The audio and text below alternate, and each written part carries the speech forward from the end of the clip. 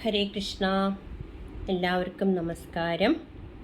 നമ്മൾ ശ്രീമദ് നാരായണീയം 4ാമത്തെ ദശകം അഷ്ടാംഗയോഗം അതാണ് പഠിക്കുന്നത്. അതിൽ 8 വരെയുള്ള ശ്ലോകങ്ങൾ നമ്മൾ പറഞ്ഞു കഴിഞ്ഞു.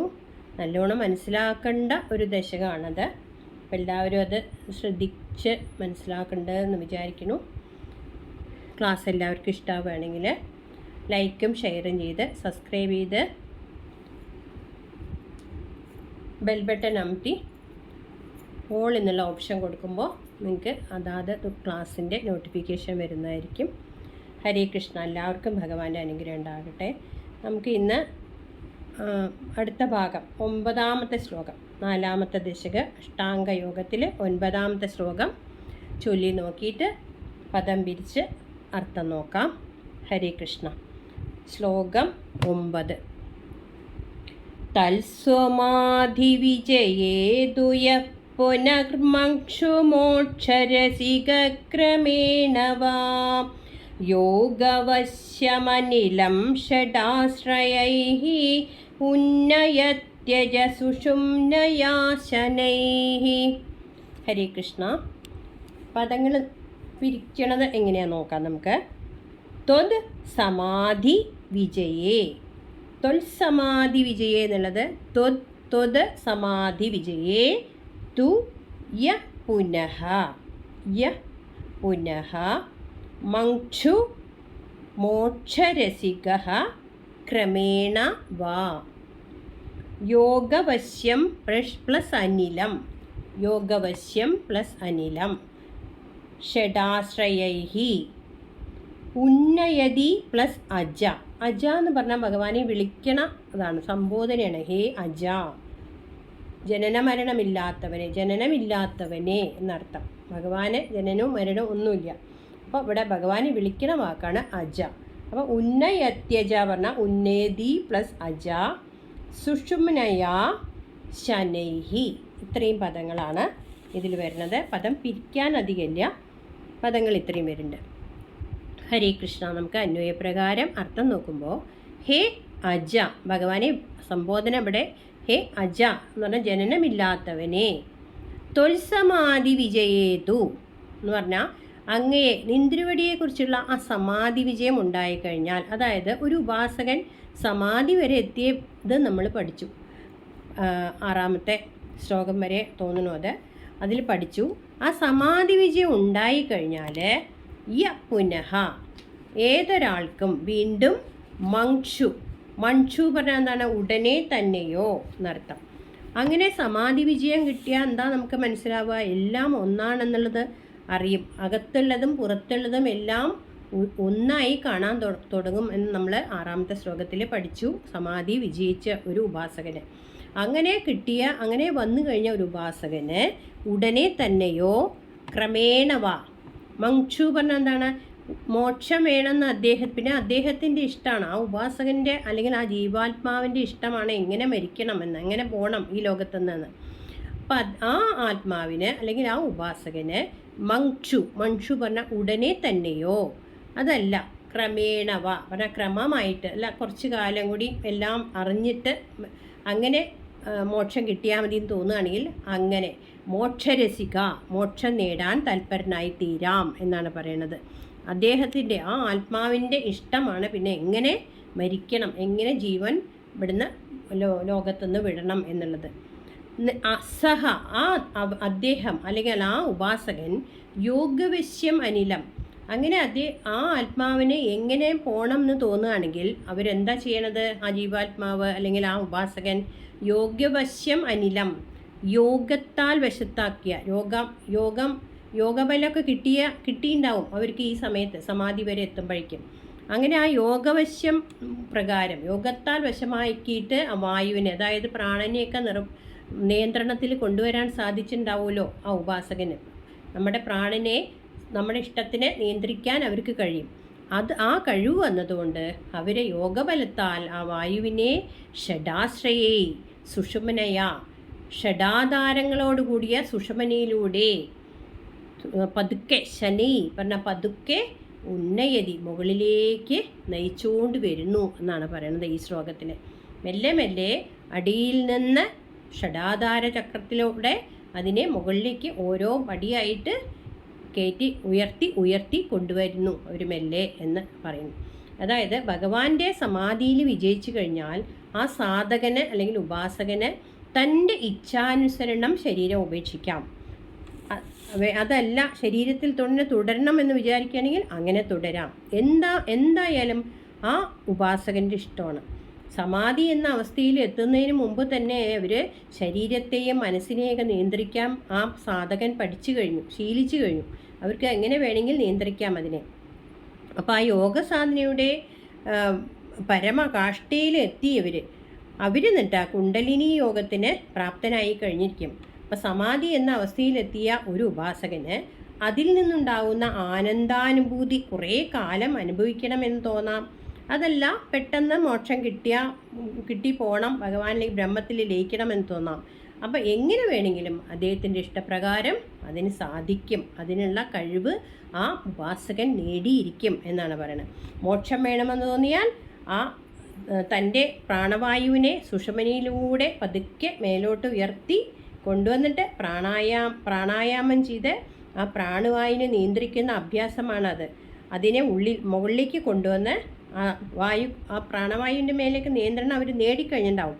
ആ കുണ്ടലിനി ശക്തിനെ ഉണർത്താൻ ആ ഉപാസകന് കഴിയും. എന്താണ് ഈ കുണ്ടലിനി ശക്തി? അത് നമ്മൾ ലളിതാ സഹസ്രനാമത്തിലെല്ലാം കേട്ടിട്ടുണ്ടാവും. കുണ്ടലിനി ശക്തി അതായത് കുണ്ടലിനി ശക്തി പറഞ്ഞാൽ പ്രപഞ്ചമായിട്ട് വ്യാപിച്ചു കിടക്കുന്ന ഒരു ചിച്ഛക്തി ഓരോ അണുവിലും പ്രവർത്തിക്കുന്നുണ്ട്. ഈ പ്രപഞ്ചത്തിൽ എന്തൊക്കെയുണ്ടോ ബ്രഹ്മാണ്ടത്തിൽ അതിലെല്ലാം ഈ ചിച്ഛക്തി പ്രവർത്തിക്കുന്നുണ്ട്. അപ്പോൾ അനന്തമായ പ്രവർത്തനത്തിൻ്റെ കേന്ദ്രവും എല്ലാത്തിൻ്റെയും പ്രവർത്തനത്തിൻ്റെ കേന്ദ്രം എന്ന് പറയുന്നത് ഈ ചിച്ഛക്തിയാണ്.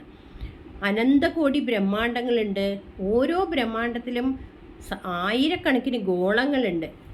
അപ്പോൾ അവയിലൊക്കെ ഓരോ ഗോളത്തിലുമുള്ള ചേതനയും അചേതനങ്ങളുമായിട്ടുള്ള സ്ഥാവര ജംഗമങ്ങളായിട്ടുള്ള എന്തൊക്കെ പഞ്ചഭൂതങ്ങളായിട്ട് പ്രവർത്തിക്കുന്ന എന്തൊക്കെയുണ്ടോ അതിനെയൊക്കെ ഈ ചിച്ഛക്തിയാണ് നിയന്ത്രിക്കുന്നത്. അതിനെ പല പേരുകൊണ്ട് നമ്മൾക്ക് സങ്കല്പിക്കാം എന്നാണ് പറയുന്നത്. അപ്പോൾ നമ്മൾ ഈ ബ്രഹ്മാണ്ടത്തിൻ്റെ ഒരു ചെറിയ പകർപ്പാണ് ഈ ജീവിയുടെ ശരീരം. മനുഷ്യ ശരീരമൊക്കെ ഈ ബ്രഹ്മാണ്ടത്തിൽ എന്തൊക്കെയുണ്ടോ അത് തന്നെ നമ്മുടെ മനുഷ്യ ശരീരത്തിൻ്റെ ഒരു ചെറിയ പതിപ്പായിട്ട് നമ്മൾക്കുണ്ട് എന്നാണ് പറയുന്നത്. അത് പ്രപഞ്ചത്തിൻ്റെ എന്തൊക്കെയുണ്ടോ അതെല്ലാം ഓരോ ശരീരത്തിലുണ്ട്. അപ്പോൾ ഈ പഞ്ചഭൂതങ്ങളുടെ പിണ്ഡീകരണം കൊണ്ടുണ്ടായതാണ് ഇന്ന് ഈ ശരീരം. അപ്പോൾ അതിന് പിണ്ഡാണ്ഡം എന്നാണ് പറയുക. അതാണ് യവങ്ങൾ, മനുഷ്യ ശരീരത്തിലുള്ള എല്ലാമായിട്ട് യവങ്ങൾ, മജ്ജ, അസ്ഥി, മേധസ്, അനവധി സ്രവങ്ങൾ, ശരീരത്തിനുള്ളിൽ രക്തനാളികൾ, ഇതെല്ലാമായിട്ട് കോടിക്കണക്കിന് രോമങ്ങളായിട്ടും കർമ്മേന്ദ്രിയങ്ങളും ജ്ഞാനേന്ദ്രിയങ്ങളുടെയൊക്കെ ഉൽപ്പത്തി മുതൽ മരണം വരെ ഈ പിണ്ഡാണ്ഡം നമ്മുടെ ശരീരത്തിൽ എന്ന് പറഞ്ഞാൽ ഈ പിണ്ഡാണ്ഡം നിരന്തരമായി പ്രവർത്തിച്ചുകൊണ്ടിരിക്കും. നമ്മൾക്ക് മരണം സംഭവിക്കുന്നവരെ സൃഷ്ടിയും സംഹാരമൊക്കെ നമ്മുടെ ഈ പിണ്ഡാണ്ഡത്തിൽ ശരീരത്തിൽ നിരന്തരം സംഭവിച്ചുകൊണ്ടേയിരിക്കുന്നുണ്ട്. ഈ അവസ്ഥയെ നമ്മൾ സൃഷ്ടിയേറിയും സംഹാരം കുറഞ്ഞുള്ള അവസ്ഥയാണ് നമ്മൾ വളർച്ച എന്ന് പറയുക. സംഹാരം ഏറി സൃഷ്ടി കുറഞ്ഞുള്ള അവസ്ഥയെ ക്ഷയം, നമുക്ക് ക്ഷയം നാശ സംഭവിച്ചുകൊണ്ടിരിക്കണം. സൃഷ്ടിയും സംഹാരവും തുടർച്ചയായി നടന്നുകൊണ്ടിരിക്കുന്നതാണ് ജീവിതം. അപ്പോൾ സൃഷ്ടിയും സംഹാരവും ഏതെങ്കിലും ഒന്നിൻ്റെ പ്രവർത്തനം നിലയ്ക്കുന്നതാണ് മരണം എന്ന് പറയുന്നത്. അപ്പോൾ ഈ ശരീരമാകെ അതാണ് ഈ കുണ്ടലിനി ശക്തിയെ ഉയർത്താൻ കഴിയുന്നത്. ഇതൊക്കെ അതിനെപ്പറ്റി നമ്മൾ അറിയണം. ശരീരമാകെ വ്യാപിച്ച് പ്രവർത്തിക്കുന്ന ഈ ചിച്ഛക്തി അതിൻ്റെ കേന്ദ്രമായിട്ടാണ് പ്രവർത്തിക്കുന്നത്. ശരീരത്തിൽ എത്ര ആകെ 72,000 നാഡികളുണ്ട്. അതിൻ്റെ കേന്ദ്രം എവിടെയാണ്? ഉള്ളിലുള്ള സുഷുമ്നയാണ്.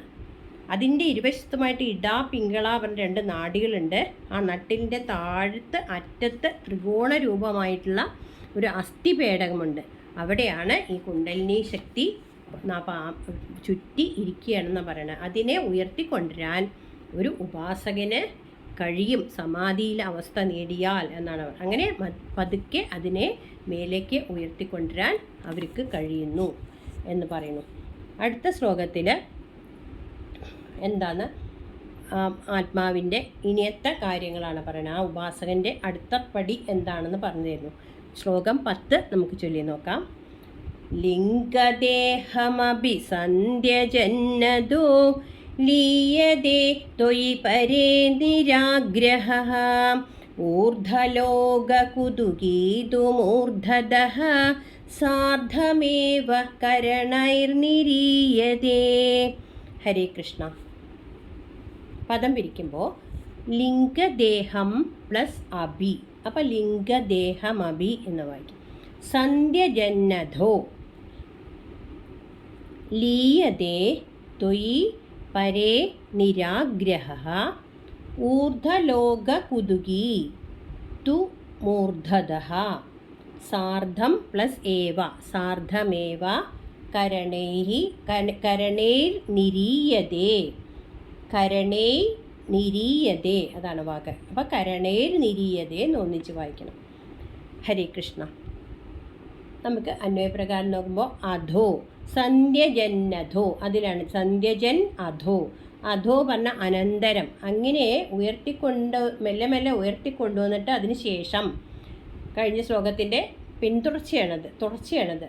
അപ്പോൾ അധോ അനന്തരം അങ്ങനെ ഉയർത്തിക്കൊണ്ടു നിരാഗ്രഹ ഒന്നിനും ആഗ്രഹമില്ലാത്ത ഒരു ഉപാസകൻ. അതായത് നിരാഗ്രഹ പറഞ്ഞാൽ എന്താണ്? ആഗ്രഹങ്ങളൊന്നുമില്ലാത്ത ഒരു ഉപാസകൻ.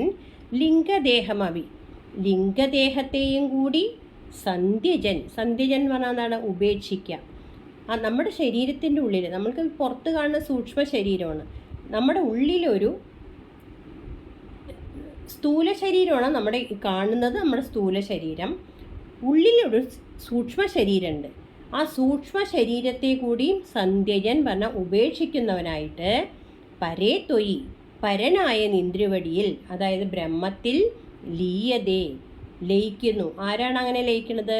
ഒന്നിലും ആഗ്രഹമില്ലാത്ത ഒരു ഉപാസകൻ തൻ്റെ പ്രാണനെ മുകളിലേക്ക് ഉയർത്തിക്കൊണ്ടുവന്ന് ഈ മുകളിലുള്ള നമ്മുടെ ശിരസിൻ്റെ നടുക്കിലുള്ള ആ ബ്രഹ്മരന്ധ്രം വഴി ആ ലിംഗദേഹത്തെ കൂടി ഉപേക്ഷിച്ചിട്ട് ബ്രഹ്മത്തിൽ ഉടനെ തന്നെ ലയിക്കുന്നു. ഉടനെ വേണമെങ്കിൽ ലയിക്കാം, ക്രമമായിട്ട് ലയിക്കാം എന്ന് പറഞ്ഞിട്ടുണ്ടല്ലോ. അപ്പോൾ ഉടനെ ഒന്നിലും ആഗ്രഹമില്ലാത്ത ഉപാസകൻ നേരിട്ട് അപ്പോൾ തന്നെ ബ്രഹ്മത്തിൽ ലയിക്കുന്നു. അതല്ലാത്തവരോ ഊർധ്വലോക കുതുകീതു അതായത് ഊർധ്വലോകങ്ങൾ കുറേ ലോകങ്ങളുണ്ടെന്ന് നമ്മൾ പഠിച്ചിട്ടുണ്ട്. ഭൂമിയുടെ മുകളിൽ 7 ലോകം, താഴെ 7 ലോകം എന്നൊക്കെ പഠിച്ചിട്ടുണ്ട്. അത് ആ ഊർധ്വലോകത്തിൽ താല്പര്യം അതൊക്കെ ഒന്ന് കണ്ട് അതൊക്കെ എന്താണെന്ന് അറിയണം എന്ന ആഗ്രഹമുള്ള ഒരു ഉപാസകൻ അല്ലെങ്കിൽ സാധകൻ മൂർധത ഈ മൂർധാവിൽ നിന്നും കരണേ സാർദ്ധമേവ കരണങ്ങളോടുകൂടി തന്നെ നിരീയതേ നിർഗമിക്കുന്നു എന്ന് പറഞ്ഞാൽ പുറത്തേക്ക് പോകുന്നു. തൻ്റെ കരണങ്ങളോട് കൂടി പുറത്തേക്ക് പോകുന്നു പറഞ്ഞാൽ എന്താണ്? ഊർധ്വലോകങ്ങളിൽ കൗതുകമുള്ള ഒരു സാധകൻ്റെ ആത്മാവ് ജീവാത്മാവ് തൻ്റെ കരണങ്ങളോടുകൂടി പുറത്തേക്ക് പോകുന്നു. കുണ്ടലിനി യോഗം സ്വീകരിച്ച് ശരീരം ഉപേക്ഷിച്ച് കഴിഞ്ഞ ദേഹിക്ക് പെട്ടെന്ന് വേണമെങ്കിൽ മുക്തി നേടാം. അതാണ് ആദ്യം പറഞ്ഞത്. ലിംഗദേഹം ഉപയോഗിച്ചിട്ട് ബ്രഹ്മത്തിൽ ലയിക്കുന്നു. ക്രമമുക്തി വേണമെങ്കിൽ അത് തിരഞ്ഞെടുക്കാം. ക്രമമുക്തി എന്നാണ് ഇവിടെ ജീവാത്മാവ് തന്നെയാണ് ഇത് തീരുമാനിക്കേണ്ടത്. ജീവാത്മാവിന് ആ കഴിവ് നമ്മളെമാതിരി സാധാരണയായിട്ട് ഉള്ള ഒരു മനുഷ്യന് അഷ്ടാംഗയോഗത്തു കൂടി തൻ്റെ ഇഷ്ടപ്രകാരം എല്ലാ ലോകങ്ങളിലും പോയി ഇഷ്ടം പോലെ ഇരുന്ന് നമ്മുടെ ജീവൻ മുക്തി എങ്ങനെ സംഭവിക്കണമെന്ന് തിരഞ്ഞെടുക്കാനുള്ള കഴിവ് ആ ആത്മാവിന് ലഭിക്കുന്നു എന്നർത്ഥം. ഈ സ്ഥൂല ശരീരത്തിനുള്ള സൂക്ഷ്മ ശരീരമുണ്ട്. നമ്മുടെ ഈ ശരീരം കാണാൻ എന്താണ്? സ്ഥൂല ശരീരമാണ്. ഇതിൻ്റെ ഉള്ളിലൊരു സൂക്ഷ്മ ശരീരമുണ്ടെന്ന് ശാസ്ത്രങ്ങൾ കണ്ടുപിടിച്ചിട്ടുണ്ട്. ആ സൂക്ഷ്മ ശരീരത്തെ വേറൊരു പേര് പറയണതാണ് ലിംഗശരീരം എന്ന്. അപ്പോൾ പഞ്ചപ്രാണങ്ങൾ അതിൽ എന്താണ് ലിംഗശരീരത്തിൽ അല്ലെങ്കിൽ സൂക്ഷ്മ ശരീരത്തിൽ ഉണ്ടാവുക? പഞ്ചപ്രാണങ്ങളും മനസ്സും ബുദ്ധിയും ജ്ഞാനേന്ദ്രിയങ്ങളും കർമ്മേന്ദ്രിയങ്ങളും ഉണ്ടാവും. ഇതാണ് ഈ സൂക്ഷ്മ ശരീരത്തിലുണ്ടാവുക. അപ്പോൾ അത് ഭോഗസാധനയാണ്. ഇതിനെല്ലാം അറിയാൻ സാധിക്കും, എല്ലാം അനുഭവിക്കാൻ സാധിക്കും, എല്ലാം കാണാൻ സാധിക്കും, എല്ലാം കേൾക്കാൻ സാധിക്കും എന്നാണ് പറയുന്നത്. അപ്പോൾ സ്വർലോകം തുടങ്ങിയ ലോകങ്ങളിലൊക്കെ എത്തിയിട്ട് അവിടെയുള്ള സുഖഭോഗങ്ങളൊക്കെ അനുഭവിച്ച് ബ്രഹ്മലോകം, വൈകുണ്ഠം, കൈലാസം എങ്ങനെ എല്ലാ ലോകങ്ങളിലും അതിനെത്തി അവിടെ എത്ര ഇരിക്കണം തോന്നുന്നു അത്രയും അവിടെ വസിച്ച് അവിടെ ആനന്ദം അനുഭവിച്ചിട്ട് അവനവന് മതി ഇവിടെ തോന്നി പറഞ്ഞാൽ അടുത്ത ലോകത്തേക്ക് പോകാം. അങ്ങനെ ഊർധ്വലോകങ്ങളിലൊക്കെ സഞ്ചരിച്ച് ഭഗവത് വിഭൂതികളൊക്കെ കണ്ടും കേട്ടും അറിഞ്ഞും ആരാധിച്ചും കുറേ കാലം കഴിഞ്ഞതിന് ശേഷം ബന്ധനങ്ങളൊക്കെ അവസാനിക്കുമ്പോൾ ഈ ലിംഗദേഹം അതിനെ ഉപേക്ഷിക്കാം. ഉപേക്ഷിച്ചിട്ട് ഭഗവാന്റെ ഏതെങ്കിലും മൂർത്തിയിലോ ബ്രഹ്മസ്വരൂപത്തിലോ ലയിക്കാം. ഇതിനെയാണ് ക്രമമുക്തി എന്ന് പറയുന്നത്. അതാണ് ഈ ശ്ലോകം നമ്മൾ ഒന്ന് വിശദമായിട്ട് പറഞ്ഞാലേ ഇതെന്താണെന്ന് മനസ്സിലാവുള്ളൂ. അപ്പം നമ്മൾ ഈ ലോകപര്യടനത്തിന് സ്വർഗാദികളായ രോഗങ്ങളിലൊക്കെ താല്പര്യമില്ലാത്ത വൈരാഗ്യമുള്ളൊരു ദേഹി എന്തു ചെയ്യും? സ്ഥൂല ശരീരത്തോടൊപ്പം നമ്മുടെ സൂക്ഷ്മ ശരീരവും അവരുടെ സൂക്ഷ്മ ശരീരവും ഉപേക്ഷിച്ചിട്ട് ഭഗവാനിൽ നേരിട്ട് ലയിച്ച് മുക്തി നേടുന്നു. ഇതിനൊക്കെ ആഗ്രഹമുള്ള ജീവാത്മാവ് ഇങ്ങനെയുള്ള ലോകത്തിൽ കൂടിയൊക്കെ നടന്ന് എല്ലാ ആനന്ദവും അനുഭവിച്ച് അവസാനം മോക്ഷം നേടുന്നു, ബ്രഹ്മത്തിൽ ലയിക്കുന്നു.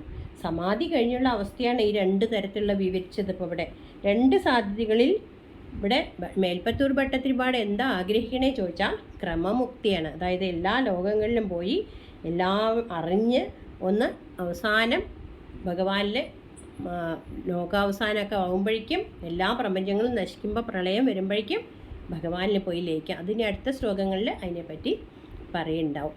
ഹരേ കൃഷ്ണ. ഇതാണ് രണ്ട് ശ്ലോകങ്ങളിൽ നമ്മൾക്ക് ഒരു ജീവാത്മാവിൻ്റെ യാത്ര ഇനിയുമുണ്ട്. 11ാമത്തെ ശ്ലോകത്തിൽ അത് നമുക്ക് അടുത്ത ക്ലാസ്സിൽ നമുക്ക് പറയാം. എല്ലാവർക്കും നന്നായി മനസ്സിലാക്കാൻ സാധിക്കട്ടെ. ഭഗവാന്റെ അനുഗ്രഹം എല്ലാവർക്കും ഉണ്ടാവട്ടെ എന്ന് പ്രാർത്ഥിച്ചുകൊണ്ട് ഹരേ കൃഷ്ണ നാരായണ.